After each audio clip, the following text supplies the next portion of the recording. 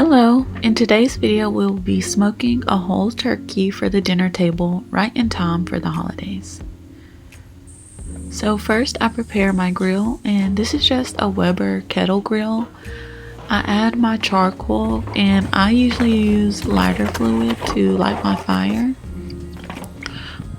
Once the coals are white, or mostly white, I add my hickory wood chunks to the coal and let the grill heat up to about 200 to 250 to 275 degrees Fahrenheit. I like to smoke my proteins low and slow. It really helps the protein not to dry out and to get a nice thick smoky flavor. So I usually don't like to go over 300 degrees when I'm smoking, especially when I'm smoking a big bird like this one. So I marinated this turkey for 2 to 3 days in the fridge before I grilled it, and I will put the marinade in the description box, and of course the full recipe will be on my blog www.abidingvines.com. If it's not already up there, it will be up there soon. Do not skip this step. So this is actually my first year and my first time I spatchcocked the bird we were having for our holiday dinner. I have been wanting to try it and see if I like it better than just throwing the whole bird on the grill. So to spatchcock it, you need to cut the backbone out of the bird and crack the breastbone in the center to flatten it. I tried to use my regular kitchen shears, but they did not work, so I had to get the sharpest knife out of my kitchen, and I still struggle with it a bit, but eventually I got it. Be very careful when you are doing this because the bones are sharp. So if you're younger, I would definitely try to get an adult to help you with this step. Ultimately, I loved it. And I think I'm going to spatchcock my birds from now on. One tip I will give is, do you see that drying rack I put on up under the bird? I also, when I was placing the bird on the grill, I used this graded drying rack. And it makes it much easier when you're transporting the bird on and off the grill.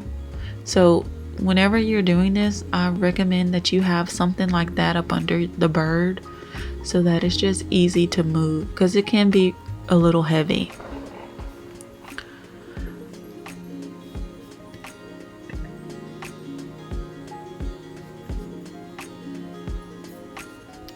Okay, once you have the breastbone, once you have the backbone fully cut out,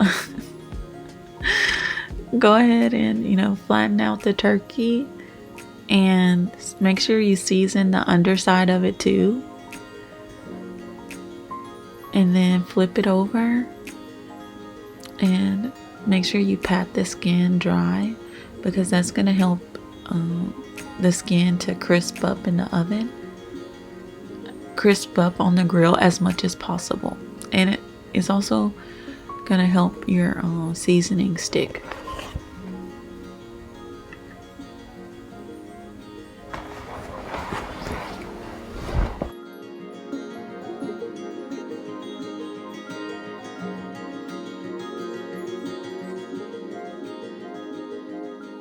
Injected this turkey with butter that I added in some garlic and a little bit of liquid smoke and a little bit of brown sugar.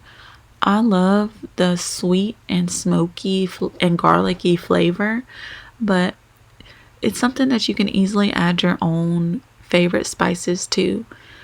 Because I'm making this bird for my family, not everybody in my family likes spice, but if I were making this for myself, I would definitely add some chipotle pepper powder to make it a little spicy. But this bird is not spicy at all because I needed to cooking it for multiple people to eat.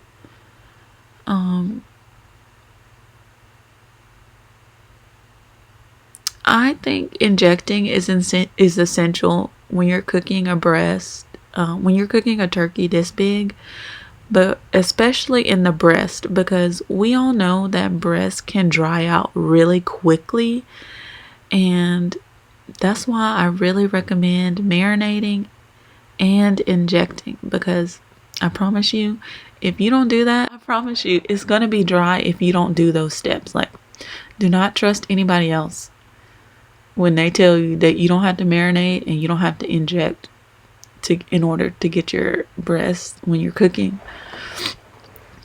a whole turkey. Do not skip those steps or else it's dry. When anybody tells me that they cooked their turkey and they didn't marinate and they didn't inject, I already know it's going to be dry.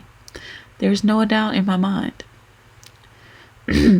So if you don't want to serve dry turkey breast, I highly recommend that you do not skip it. Do not skip it. Do not skip it. And I cannot convey that enough. But you don't have to use butter if you don't want to use butter to inject. I think it tastes really good. But sometimes I also just use I love to inject as my fruit juice. Like, I love pineapple juice, peach juice, pear juice, and then you mix it in with your favorite seasonings like garlic and liquid smoke. It's really good. I would say inject about 2 to 3 cups, because depending on how big your bird that you're grilling is. But make sure you taste it before you inject, and if you like it, then your bird will turn out good if you like the flavor of it. And when you're injecting, there's no rhyme or reason to it. Your goal is to just try to get an even distribution across the whole breast, because you don't want to just do it in one spot and then there's nothing in the other. Then you want to season your skin, so make sure you dry off your skin and then add your seasonings on the skin. This is a homemade dry rub with brown sugar, smoked paprika, garlic powder, and ground coriander. So now you are ready to place your bird on the grill, and I like to set up my grill to where I have the coals on one side and then there's nothing on the other side, and so I can indirectly smoke my meat. So this is the bird about 4 hours into the cook, and you can pull it off the grill when the internal tip is around 160 degrees. It will continue to cook as the bird cools down. You can baste your bird about every 2 to 3 hours with some more butter if you would like, and you can add some more sugar to get it really caramelized on the bird.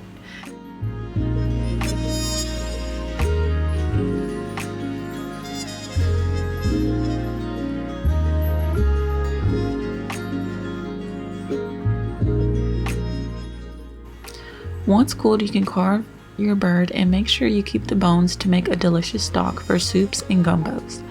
I like to cut the thighs off and then, trying to cut as close to the breastbone as possible, move the knife underneath the breastbone meat and slice it down the middle, and there you'll have beautiful servings of your turkey that are ready to slice and serve to your loved ones. Thank you for watching, and I hope you enjoyed this holiday recipe series.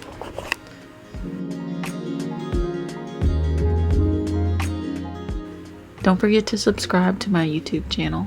I'll see you in the next video. Bye.